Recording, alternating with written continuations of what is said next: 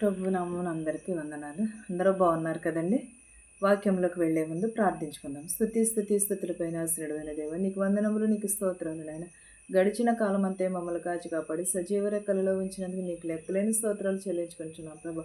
వాక్యము విని వాక్యం ద్వారా మేము అనుసరించే భాగ్యమును దయచేయమని అడుగుతున్నాం ప్రభా. వాక్యము విని ప్రభా మేము మారు మనసును పొందే భాగ్యము దయచేయమని అడుగుతున్నాం ప్రభా. వినిచున్న వారికి, చూచుచున్న వారికి, ప్రతి ఒక్కరికి మారు మనసును దయచేయమని అడుగుచున్నాను తండ్రి. ఆమేన్. ఎఫెసీయులకు 1:12 చూద్దామండి. 1:12. మరియు క్రీస్తునందు ముందుగా నిరీక్షించిన మనము తన మహిమకు కీర్తన కలుగజేయవలెనని దేవుడు తన చిత్త ప్రకారమైన సంకల్పమును బట్టి మనలను ముందుగా నిర్ణయించి ఆయన యందు స్వస్యంగా ఏర్పరచెను. ఆయన తన చిత్తానుసారముగా చేసిన నిర్ణయములు చొప్పున సమస్త కార్యములను జరిగించును. ఏంటదండి? దేవుడు మనలని ముందుగా ఎందుకని నిర్మించినాడు? నిరీక్షించి మనము తన మహిమనుకు సంకల్పము చొప్పున మనలను ముందుగా నిర్ణయించి ఆయన స్వచ్ఛముగా ఏర్పరచను. తన చిత్తానుసారముగా మనలను ఏర్పరచను. ఎందుకంటే మనము దేవుని కంటే ముందుగా కాదండి, దేవుడే ముందు, తర్వాత మనలని సృజించినోడు. ఆయన రూపంలోనే మనలను సృజించాడు తప్ప కానీ ఆయన కంటే మనము ముందుగా కాదు. మరియు క్రీస్తునందు ముందుగా నిరీక్షించిన మనమును తన మహిమనకు కీర్తన కలుగజేస్తామని దేవుడు మనలను నిర్ణయించాడు. దేవుని కన్నా ముందుగా మనము ఏది చేయలేం కానీ దేవుడు ఆశపడి ఉన్నాడు. ఏంటంటే దేవుని కంటే ఎక్కువగా దేవునిని మనము స్తుతిస్తామని దేవుడు ఆశపడి మనలను నిరీక్షణతో ఆయన చేసి ఉన్నాడు. అలాంటినప్పుడు మనం ఎంత నిరీక్షణ కలిగి ఉండాలి? మనము నిరీక్షణ కలిగి దేవుని కంటే ముందుగా ఆయన కీర్తనలను కలుగచేయను. చిత్తానుసారముగా సంకల్పము చొప్పున మనలను ముందుగా నిర్ణయించాను. ఆయన స్వచ్ఛముగా ఆయన చిత్తానుసారంగా నిర్ణయించాడు. సమస్త కార్యములను కూడా దేవుడు జరిగించుచున్నాడు. దేవుడు సమస్త కార్యములను జరిగించినప్పుడు మనము పొందుకుంటున్నామా లేదా అని ఒక్కసారి మన హృదయాన్ని మనం పరిశీలన చేసుకోవాలి. చెప్పడం వరకే తప్ప కానీ ఎవరైనా కూడా చేయించలేరు కదా. ఎందుకంటే మనం దేవుని చిత్తానుసారంగా చేస్తున్నామా లేదా అనేది ఒక్కసారి మన హృదయాన్ని మనము పరిశీలన చేసుకోవాలి. యోబు 5:9 చూద్దామండి. 5:9. ఆయన పరిశోధింపజాలని కార్యములను లెక్కలేనన్ని అద్భుత క్రియలను చేయువాడు. ఏంటదండి? ఆయన లెక్కలేనన్ని అద్భుత కార్యములను చేయువాడు. ఆయన పరిశోధింపజాలని మహాకార్యములను లెక్కలేని అద్భుత కార్యములు చేయని ఆయన మనల్ని నిరీక్షించిన వాడు. ఆయనకి ముందుగా మనము ఆయన స్తుతుల కీర్తనలు పాడాలని దేవుడు మనలను సృజించాడు. అయితే ఇక్కడ ఏమంటున్నాడు మళ్ళీని? ఆయన పరిశోధింపజాలని మహాకార్యములను లెక్కలేనని అద్భుత క్రియలను చేయనని చెప్పుచున్నాడు. అంటే లెక్కలేనని అద్భుత క్రియలు, లెక్కలేనని ఆశ్చర్య కార్యములు మన ఎడల చేస్తానని చెప్పుచున్నాడు. యోబు 22:21 చూద్దామండి. 22:21. లెక్కలేనన్ని కార్యములు చేస్తానని చెప్పుచున్నాడు.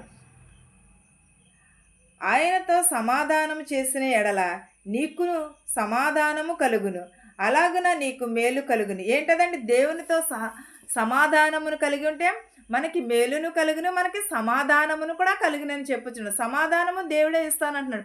దేవునితో సమాధానమును కలిగి మనలను నిరీక్షించమని అంటున్నాడు. దేవునిని స్తుతించమని అంటున్నాడు. ఆయన కంటే ఎక్కువగా స్తుతించమని ఆయన అడుగుచున్నాడు. ఇవన్నీ చేస్తే ఏం జరుగుతాయి? మనకి ఏం జరుగుతాయి అంటే మనకి సమాధానమును, ఆయనతో సహవాసం చేస్తే, దేవునితో సహవాసం చేస్తే ఏం కలుగుతుంది? మనకి సహనమును, ఓర్పును, ఇవన్నీ కూడా దేవుడు మనకి కలగజేస్తానంటున్నాడు. దేవునితో సహవాసమును కలిగి ఉన్నప్పుడు మనకి ఇవన్నీ కూడా కలగజేస్తాను. సర్వశక్తిని వైపు తిరిగిన ఎడల నీ గుడారములో నుండి దుర్మార్గమును దూరముగా తొలగించిన ఎడల నీవు అభివృద్ధి పొందేదవు. ఏంటదని? మన సర్వశక్తిని వైపు చూసిన ఎడల, తిరిగి ఆయన ఎడల చూసిన మన గుడారంలో ఏంటది? దుష్కార్యములను ఇవన్నీ కూడా ఆయన తోసివేస్తానంటున్నాడు. అవన్నీ కూడా తీసివేసి నిన్ను అభివృద్ధి చేస్తానని చెప్పుచున్నాడు. ఎప్పుడు దేవునితో సమాధానమును, దేవునితో సహవాసమును, దేవునిని స్తుతించి కొనియాడినప్పుడు ఇవన్నీ కూడా దేవుడు మనకు కలగచేస్తానంటున్నాడు, అభివృద్ధి చేస్తానంటున్నాడు. మనలను ఎన్నో కొన్ని కార్యములను ఎడల మనల్ని నడిపిస్తానన్నాడు. దేవునితో సహవాసము చేసి దేవునితో మనం సమాధానమును కలిగి ఉన్నప్పుడు ఇవన్నీ కూడా మనకి కలగచేస్తానని చెప్పుచున్నాడు. సామెతలు 3:23. అవి నీకు జీవముగాను నీ నీ మెదడుకు అలంకరణగాను ఉండును. ఏంటదండి? అవి నీకు జీవముగాను నీ మెడకు అలంకరణగాను. ఏంటది? సమాధానమును, నిరీక్షణను ఇవన్నీ కలిగి ఉంటాయి. అవన్నీ మన మెడకి అలంకరణగా ఉంటాయని అన్నాడు. మన మెడకి అలంకరణగాను నీ జీవమునకు అవి అలంకరణగా ఉండునని అంటున్నాడు దేవుడు. అప్పుడు నీ మార్గము నీవు సురక్షితంగా నడిచేదవు, నీ పాదము ఎప్పుడును కూడా త్రొట్టిల్లపోదు. అవన్నీ కూడా మన ఎడల ఉంటే నిరీక్షణ, ఓర్పు, సహనమును ఇవన్నీ కలిగి ఉంటే దేవుని ఎడల మనకి ఏం కలుగుతుంది? దేవునితో సహవాసమును కలిగి ఉంటే, దేవుని ఎడల మనము నిరీక్షణను కలిగి ఉంటే మనకి ఏం కలుగుతుంది అని చెప్పుచున్నాడు? ఆశీర్వదిస్తానని చెప్పుచున్నాడు, అభివృద్ధి చేస్తానని చెప్పుచున్నాడు. ఏది ప్రతీది కూడా దేవుడు అభివృద్ధి చేస్తాను అని చెప్పుచున్నాడు. మనం అభివృద్ధి పొందుచున్నామా? అప్పుడు నీ మార్గము నీవు సురక్షితంగా నడిచేదవు, నీ పాదములు ఎప్పుడును కూడా త్రొట్టిల్లపోవు అని చెప్పుచున్నాడు దేవుడు. మన దేవుని ఎడల విశ్వాసమును, నమ్మకమును కలిగి ఉంటే మన పాదములు ఎప్పుడును కూడా త్రొట్టిల్లపోవు, ఎప్పుడును కూడా త్రొట్టిల్లనివ్వడు. దేవుడే త్రొట్టిల్లనివ్వడు. ఎందుకంటే ఆయన ఎడల భయభక్తులు కలిగిన యోబుని ఎలాగ త్రొట్టిల్లిపోనివ్వలేదు. బైబిల్లో చాలామంది దైవజనులు ఉన్నారు అలాంటి వారు. హన్నా ఉన్నది. హన్నా కూడా ఏం చేసింది? తన బిడ్డను బలిగా అర్పించినప్పుడు దేవుడు వారిని ఇవ్వనివ్వలేదు. అలాగే కయ్యేను అర్పణ కంటే హేబేలు అర్పణే నచ్చింది కదా దేవునికి. ఎందుకంటే ఇచ్చే మనసును బట్టి ఉంటుంది కానీ ఇచ్చే కానుకను బట్టి కాదు.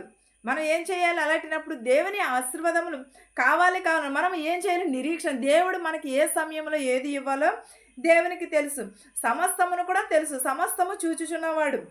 ఏ నిమిషంలో ఏమి జరుగునో కూడా మనకు తెలియకపోవచ్చు. దేవుడు మన కొరకు ఎప్పుడూ కూడా దీవెనలను, ఆశీర్వాదములను కూడా ఉంచి ఉన్నాడు. కానీ అవి పొందుకునే వారిగా ఉంటున్నామా, ఎలా ఉంటున్నాం అనేది మనము నిరీక్షణ కలిగి ఉండాలి. కీర్తనలు 68:6 చూద్దామండి. దేవుడు ఏకాకులను సంసారులుగా చేయువాడు, ఆయన బంధింపబడిన వారిని విడిపించి వారిని వర్ధిల్లింప చేయువాడు. విశ్వాసఘాతకులకు నిర్జలింప దేశమందు నివసించును. ఏంటదండి? దేవుడు ఏకాకిగా ఉన్న వారిని సంసారులుగా చేస్తానంటున్నాడు, చేయువాడు. ఆయన సంబంధించిన వారిని విడిచిపెట్టి వారిని వర్ధిల్లింప చేస్తానంటున్నాడు. ప్రతిదీ కూడా దేవుడు మన ఎడల వర్ధిల్లింప చేస్తానంటున్నాడు. సంసారులని ఒక్కొక్కరు ఒంటరిగా ఉన్న వారిని దేవుడు సంసారులుగా చేస్తాం. వాళ్ళకి ఎన్నో శోధనలు రావచ్చు, ఎన్నో వేదనలు, కానీ ఒంటరిగా ఉండుట మంచిది కాదని దేవుడే నిర్ణయించాడు కదా. అలాంటినప్పుడు మనము దేవునికి భయపడాలి. కానీ ఈ మనుషులు పెట్టే నిందలకు, ఈ మనుషుల మాటలకు మనము ఎప్పుడూ కూడా కృంగిపోకూడదు. దేవుడు మనలను అభివృద్ధి చేస్తున్నాడు, అవి పొందుకునేవారుగానే ఉండాలి మనం ఎప్పుడూ కూడా. కీర్తనలు 45:2 చూద్దామండి. నరుల కంటే నీవు అతి సుందరుడువై ఉన్నావు, నీ పెదవుల మీద దయారసము పోయబడి ఉన్నది. కావున దేవుడు నిత్యము నిన్ను ఆశీర్వదింపబడు. నరుల కంటే నీవు ఎలా ఉన్నావు? ఆశీర్వాదం, అతి సుందరువై ఉన్నావు. నీ పెదవుల మీద దయారసము పోసి దేవుడు నిన్ను నిత్యము కూడా ఆశీర్వదిస్తానంటున్నాడు, ఆశీర్వాదములు ఇస్తానంటున్నాడు. మనం తీసుకునేవారిలాగా ఉంటున్నామా? మనం దేవుని ఎడల భయమును, భక్తిని కలిగి ఉంటే దేవుడు మన నాలుక మీద కాదు, మన హృదయములలోని, మన గొడ్లను కానీ ప్రతిదీ కూడా ఆశీర్వదిస్తానంటున్నాడు. ఆశీర్వాదమును పొందుకునేవారిగా ఉండాలి. నేను కూడా ఎప్పుడూ కూడా దేవుని విడిచిపెట్టకూడదు. దేవుని ఆశీర్వాదమును పొందుకునే నీవును ప్రతి ఒక్కరును కూడా ఆశీర్వదింపబడాలని ఈ వాక్యమును నేను ముగిస్తున్నాను. ఆమేన్. ప్రార్థించుకుందాం. స్తుతులపైన ఆశ్రయుడైన దేవ, నీకు వందనములు తండ్రి. కృపగల దేవ, దయగల మా తండ్రి, నీకు లెక్కలేని స్తోత్రాలు చెల్లించుకొనిచున్నాను నాయన ప్రభా. ప్రతి ఒక్కరు హృదయమును మార్చమని అడుగుచున్నాం ప్రభా. ప్రతి ఒక్కరు మనసులు మార్చమని అడుగుచున్నాం ప్రభా. నీ రాకడ కొరకు మేము ఎదురు చూసే భాగ్యమును దయచేయమని అడుగుచున్నాం ప్రభా. ధనికులనేమి భేదాలనేమి దీవించమని అడుగుచున్నాం ప్రభా. మా శత్రువుల్ని, మిత్రువులను కూడా దీవించమని అడుగుచున్నాం ప్రభా. ప్రతి ఒక్కరిని దీవించి ఆశీర్వదించమని అడుగుచున్నాం ప్రభా. చిన్నవారు మొదలుకొని పెద్దవారి వరకు దీవించమని, నడు వయసులో ఉన్నవారిని, వృద్ధాప్యంలో ఉన్నవారిని, వెధవరాలను కూడా దీవించమని అడుగుచున్నాం. గ్రుడ్డి వారిని, మోగవారిని, చెవిటి వారిని ప్రభా, అంగవైకల్యము కలిగిన ప్రతి ఒక్కరిని స్వస్థపరచమని అడుగుచున్నాను నాయన ప్రభా. యాక్సిడెంట్లు అయ్యి ఉన్నారు ప్రభా, వారందరినీ కూడా స్వస్థపరచమని అడుగుచున్నాం ప్రభా. వారి గాయములను ముట్టమని అడుగుచున్నాను ప్రభా. వారిని బాగు చేయమని అడుగుచున్నాను నాయన ప్రభా. ప్రతి ఒక్కరి కుటుంబంలో శాంతిని, సమాధానమును దయచేయమని అడుగుచున్నాను ప్రభా. విరిగి నలిగిన హృదయమును దయచేయమని అడుగుచున్నాను ప్రభ. ప్రతి ఒక్కరి హృదయము మార్చమని అడుగుచున్నాము నాయన ప్రభ. బస్సులో వెలిచినటువంటి, రైల్లో వెలిచినటువంటి, హెలికాప్టర్లో వెలిచి, ఆటోలో వెలిచిన ఏ వాహనంలో అయితే నడుపుచున్నారు ప్రభు, వారి వాహనములతో సురక్షితంగా చేర్చమని అడుగుచున్నాం ప్రభ. ఇతర దేశంలో పనిచేసుకుంటున్న వారికి శక్తిని బలముని దయచేయమని అడుగుచున్నాం ప్రభ. మెడికల్కి వెలిచిన వారిని ప్రభ, వారి మెడికల్లో పాస్ అయ్యేటకు సహాయం చేయమని అడుగుచున్నాం ప్రభ. వెలిచిన వారిని, వచ్చుచున్న వారిని ప్రతి ఒక్కరికి మారు మనసును దయచేయమని అడుగుచున్నాను నాయన ప్రభ. ఎవరింట్లో అయితే ఏ కొరత ఉన్నదో నాకు తెలియదు కానీ ప్రభ, వారందరి కొరతలను తీర్చమని అడుగుచున్నాను ప్రభ. వారందరి అవసరతలు తీర్చమని అడుగుచున్నాను ప్రభ. మాకు తెలిసిన వారిని, తెలియని వారిని కూడా ప్రభ దీవించమని అడుగుచున్నాం ప్రభ. శుభకార్యాలు చేసుకుంటున్న వారిని ప్రభ సమృద్ధికరంగా ఉండేటకు సహాయం చేయమని అడుగుచున్నాను ప్రభ. నేను ప్రభ, ఎవరెవరైతే ఏ చేతి పనులు అయితే చేయుచున్నారో వారి చేతి పనులను దీవించి ఆశీర్వదించమని అడుగుచున్నాను నాయన ప్రభ. ప్రతి ఒక్కరి కుటుంబంలో శాంతిని, సమాధానముని దయచేయమని అడుగుచున్నాను నాయన ప్రభ. మనశ్శాంతి లేక చాలామంది బాధపడుచున్నారు ప్రభ, మనశ్శాంతిని దయచేయమని అడుగుచున్నాం ప్రభ. ప్రతి ఒక్కరు ప్రభ నీ రాకడ కొరకు సిద్ధపాటు కలిగి నీ రాకడ కొరకు ఎదురు చూసే భాగ్యమును దయచేయమని నా ప్రార్థనను నీ పాద సన్నిధి చేర్చుకోమని అడుగుచున్నాను తండ్రి. ఆమేన్. పరలోకమందున్న మా తండ్రి, నీ నామము పరిశుద్ధపరచబడును గాక, నీ రాజ్యం వచ్చును గాక, నీ చిత్తము పరలోకమందు భూవెందు నెరవేరినట్లును మా అనుదిన ఆహారము నేడు మాకు దయచేయము. మా రుణస్థులను మేము క్షమించిన ప్రకారము మా రుణములను క్షమించుము. దుష్టుని నుండి, శోధన నుండి తప్పించుము. రాజ్యమును, శక్తియు, మహిమయు నిరంతరము నీవై ఉన్నావు మా తండ్రి. ఆమేన్. అందరికీ వందనాలండి.